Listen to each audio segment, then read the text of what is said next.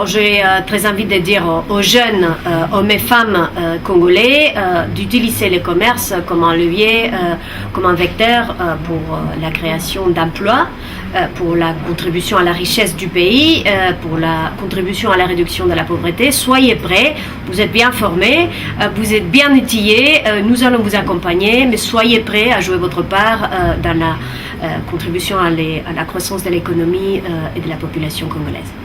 On a discuté plusieurs choses. On a discuté surtout comment l'OMC peut aider les projets de développement de la RDC.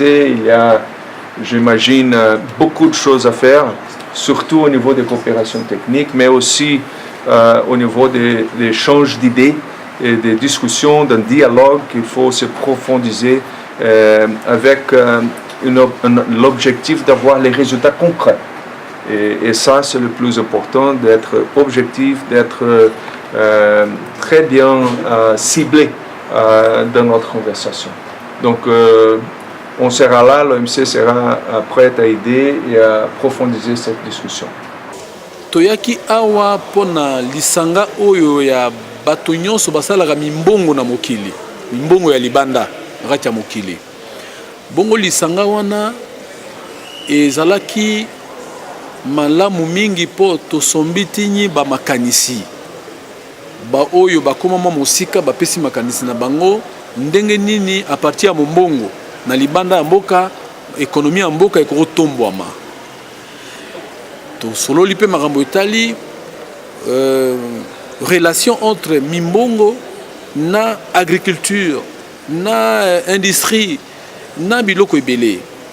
Nakanisi o toyi kokanga lelo ezali que biso na Congo démocratique tozali na makoki ebele soki to simbi politique etali babengi na lopoto exportation, c'est-à-dire ko sala biloko na kati ya mboka pe ko teka yango libanda elingi koloba ke industrie na biso ekoma makasi, agriculture na biso ekoma makasi pe bana mboka bakozwa pe biyano na bapasi na bango.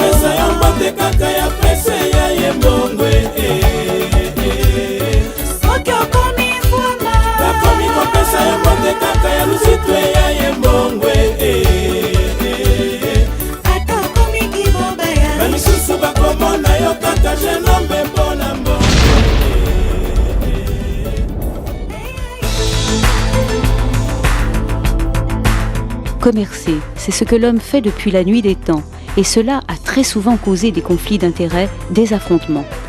Depuis la fin de la Seconde Guerre mondiale, les pays ont choisi de régler leurs conflits commerciaux par la négociation, le dialogue. Il y a d'abord eu en 1948 le GATT, l'accord général sur les tarifs douaniers et le commerce, qui fournissait au gouvernement un forum pour leurs négociations. Ces pourparlers s'appelaient des rounds, et ils avaient pour objectif de réconcilier des intérêts commerciaux divergents. En 1995, les gouvernements ont décidé de créer une véritable organisation qui comptera bientôt 150 gouvernements membres, l'Organisation mondiale du commerce. Ces pays sont actuellement engagés dans un nouveau cycle de négociations, le programme de travail de Doha.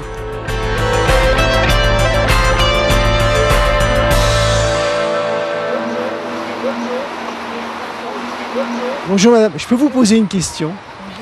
Est-ce que vous savez ce que c'est que l'OMC? Non. Vous savez pas ce que c'est que l'OMC? Non. Nej, du, det är väldigt lite. L'OMC, c'est l'Organisation mondiale du commerce. Et qu'est-ce qu'ils font? Bonne question. Qu'est-ce que fait l'OMC? Ils essaient d'organiser le commerce au niveau des différents pays, au niveau des différents continents. C'est pas très social, c'est plutôt économique, mais pour les grandes multinationales. Aqui no Brasil, tudo que se faz hoje para a Organização Mundial, eu não vi problema nenhum.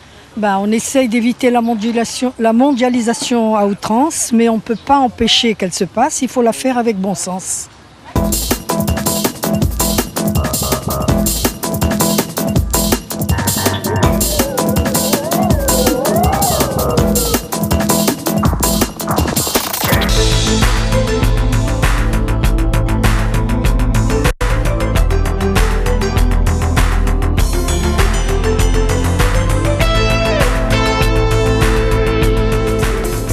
La conférence qui s'est tenue à Doha en novembre 2001.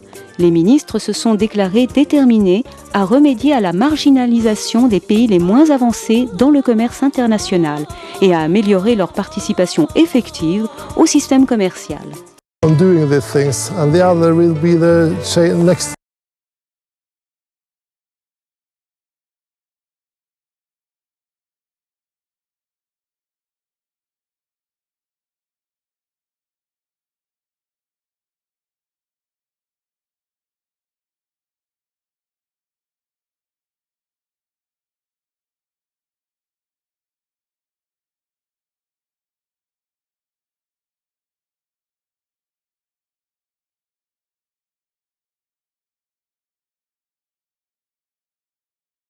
Les hommes et les femmes qui travaillent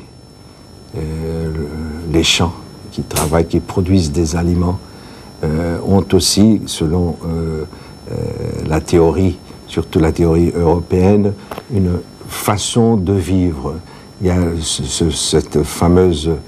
cette célèbre question de la multifonctionnalité de l'agriculture, c'est-à-dire les produits agricoles ne sont pas des produits quelconques, ils ne sont pas comme un radio qu'on produit, comme une plume ou quelque chose qu'on fabrique, mais c'est aussi une façon de vivre. Eh bien, du moment que cela a des conséquences pour le commerce international, bien, le Brésil ne peut pas être d'accord. De nombreux autres pays rejettent également cette théorie de la multifonctionnalité et veulent réduire de façon drastique les subventions agricoles. De nombreuses ONG suivent avec intérêt ces luttes. La lutte âpre que se livrent les pays est comme un combat dont l'OMC est l'arbitre. Un pays porte un différend devant l'OMC lorsqu'il estime que les droits que lui confèrent les accords sont violés. L'organe de règlement des différends est une instance à la disposition de tous les pays membres. Les décisions sont rendues par des experts indépendants. Oui, je sais que l'OMC est très critiqué parce que les gens ignorent les vrais accords de l'OMC. C'est vrai que les pays en voie de développement et les paiements particuliers ont des difficultés pour suivre les accords de l'OMC, mais il nous revient d'apprendre ces accords pour mieux nous insérer dans le commerce international. Nous ne pouvons pas rester en dehors de ce commerce international. La Chine est rentrée à l'OMC en 2001. C'est un véritable défi pour tous, car avec cette accession, ce sont d'un seul coup les besoins d'un cinquième de la population mondiale qui doivent être pris en compte dans les négociations. L'OMC repose sur un processus démocratique. Le gouvernement d'un pays prend en compte les attentes du peuple. Il définit ensuite avec son ambassadeur à l'OMC la démarche à suivre pour les futures négociations à Genève. Dans la plupart des cas, les résultats de ces négociations doivent être approuvés ou rejetés par le Parlement national. Avec l'accession des nouveaux pays, la question du mode de décision au sein de l'OMC va se poser avec encore plus de force.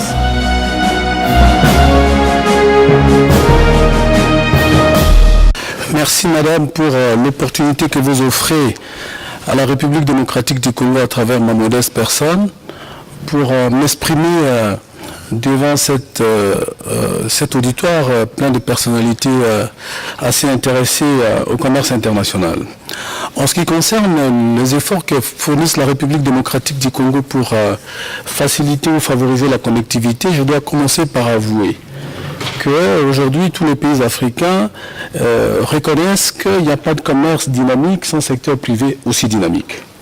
Il n'y a pas de secteur privé dynamique aussi sans un environnement institutionnel, économique, propice au développement. Ce n'est que des génériques. Et la République démocratique du Congo est consciente de ces faits-là. La perspective qui est la nôtre par rapport à cela est que, étant donné que le climat politique devient de plus en plus calme, étant donné qu'on n'est plus dans une situation de guerre comme il y a 20 ans, la République démocratique du Congo offre des opportunités immenses par rapport à ces secteurs-là. Il offre aussi des opportunités par rapport à plusieurs formes de développement, de financement de ces secteurs. L'État lui-même, en tant qu'agent économique, doit être capable de produire des infrastructures de qualité pour le secteur privé et pour tout le monde. Les partenariats publics-privés, c'est aussi un mode qui nous intéresse. Et là-dessus, je voudrais dire que nous avons, au niveau de notre Parlement, un projet de loi qui est en discussion et qui sera voté au mois de septembre pour ouvrir, n'est-ce pas, l'économie congolaise au partenariat public-privé. Mais nous avons aussi les partenaires techniques et financiers. Ici, nous voudrions en profiter pour remercier la Banque mondiale, la BAD, l'OMC, d'autres partenaires qui vont m'excuser parce que je ne vais pas citer tout le monde, d'avoir été très présents et très positifs en République démocratique du Congo pour pouvoir aider à développer ces infrastructures. S'agissant de nos relations avec le secteur privé, de la manière dont nous voyons le secteur privé se développer dans le pays, il est clair que le choix qui est le nôtre est celui de baser le développement économique et social sur le secteur privé. Et là-dessus, la République démocratique du Congo offre un éventail de possibilités. Nous sommes un pays à potentialité immense. Nous avons 80 millions d'hectares de terres arables. C'est pas peu. Et donc déjà dans le secteur agricole, nous pouvons nourrir tous les continents africains. Et là-dessus, nous avons un coût d'investissement qui donne beaucoup de facilités aux opérateurs économiques privés et qui leur donne la garantie nécessaire pour pouvoir créer les entreprises en très peu de temps. Au bout de 10 ans, il y a une évolution aussi sérieuse dans ce domaine. Avant, pour créer une entreprise en République démocratique du Congo, on pouvait passer des mois et des jours. Aujourd'hui, pour créer une entreprise en République démocratique du Congo, constituer le dossier administratif et avoir ce papier, c'est en moins de 2 jours. Donc c'est une évolution pour marquer notre détermination à pouvoir développer l'économie sur base de l'amélioration de la capacité institutionnelle à pouvoir être à la disposition du secteur privé, mais aussi sur base de la création d'externalités positives en faveur du secteur privé à travers la construction des infrastructures. Comme vous savez, l'Organisation mondiale du commerce a invité tous les pays membres de l'OMC à pouvoir participer à une activité importante concernant le réexamen de l'aide au commerce. Et comme vous savez, notre pays est parmi les membres éminents de l'OMC. Et c'est à ce titre que nous sommes déplacés avec une forte délégation pour assister à cette réunion. Et comme vous le savez, ça fait plus de 7 ans qu'un ministre de Commerce n'a assisté à ces réunions. Au cours donc de cette semaine, au niveau de Genève, nous avons abordé 2 types d'activités. La première activité, c'était donc des conférences, des échanges d'expériences, des échanges d'informations, à la fois par des scientifiques, par les différents ministres, même les vice-présidents de certains pays, sur la connectivité, sur les commerces et les liens entre les commerces et le développement tout court. Et au cours de cette occasion, donc, la République démocratique du Congo a aussi pris la parole par ma personne pour vendre les opportunités dont dispose la République démocratique du Congo du point de vue du commerce international, notamment par notre potentiel immense. Nous sommes encore un pays qui n'a pas encore exploré et exploité son potentiel. Notre économie n'est pas résiliente, vous le savez.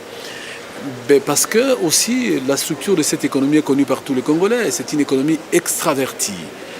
Comment introvertir l'économie en se servant du commerce international comme outil de développement économique?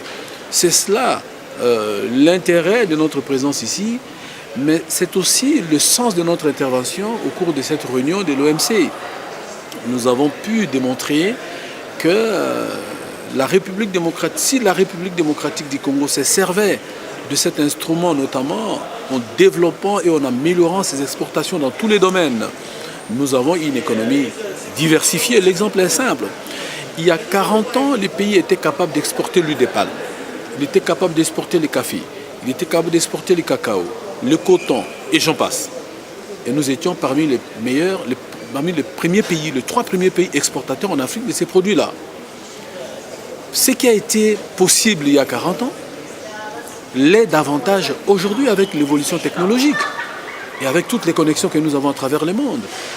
Donc nous sommes venus présenter la capacité du pays à tirer les meilleures parties du commerce international en se servant des exportations comme outil de diversification de l'économie, comme outil d'industrialisation de l'économie et comme outil qui va nous permettre de sortir de ces niveaux. Nous sommes classés dans le PMA, les pays moins avancés, là où notre potentiel ne nous dispose pas.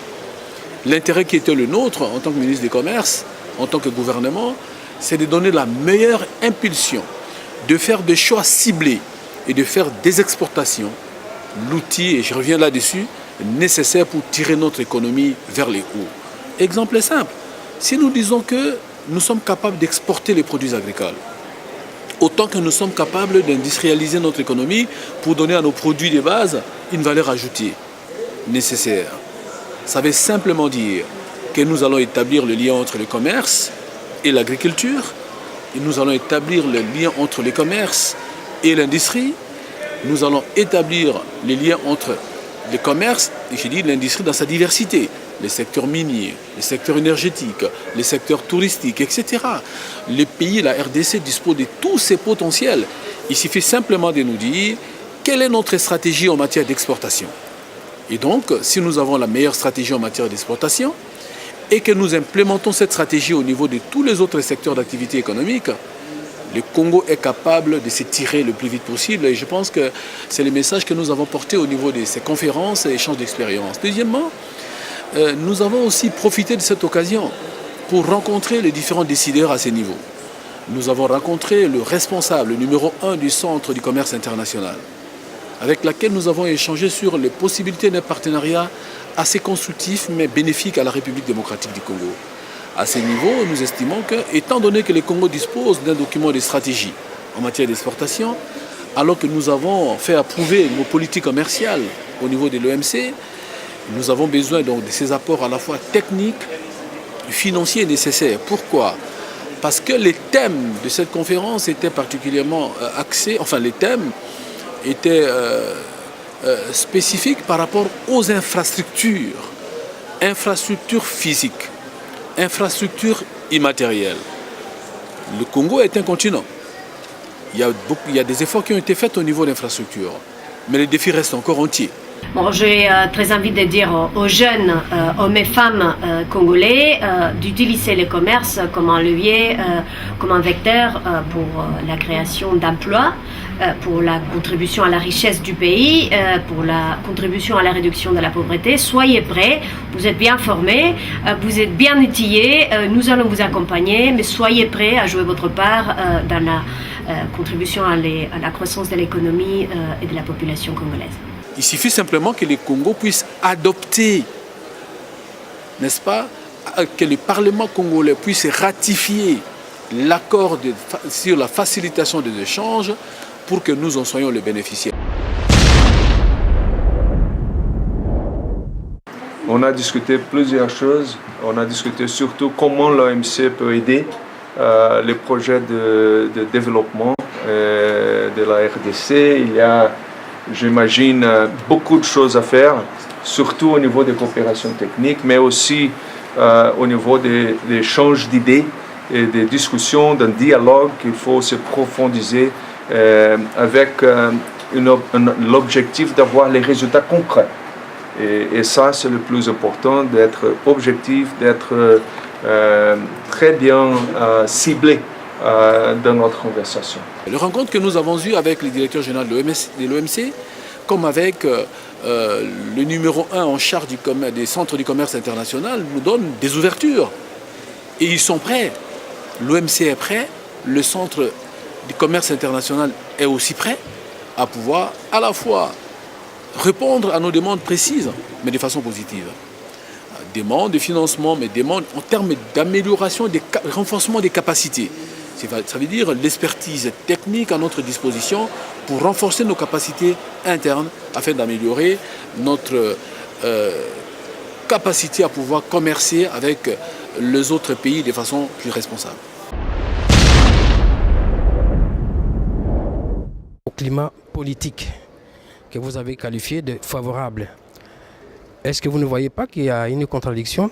Oui, il était important pour nous de pouvoir éclairer nos partenaires sur les évolutions politiques. Comme vous savez, dans le pays, en novembre 2016, un accord politique a été signé. Immédiatement après, nous avons signé un autre accord politique le 31 décembre. Ce que nous avons voulu démontrer à nos partenaires, c'est que les questions, les crises politiques à travers le monde existent, c'est vrai. Mais les crises politiques sont de nature conjoncturelle, c'est aussi évident. Alors que les questions de développement sont des questions structurelles qui lient et les générations présentes et les générations futures de façon directe.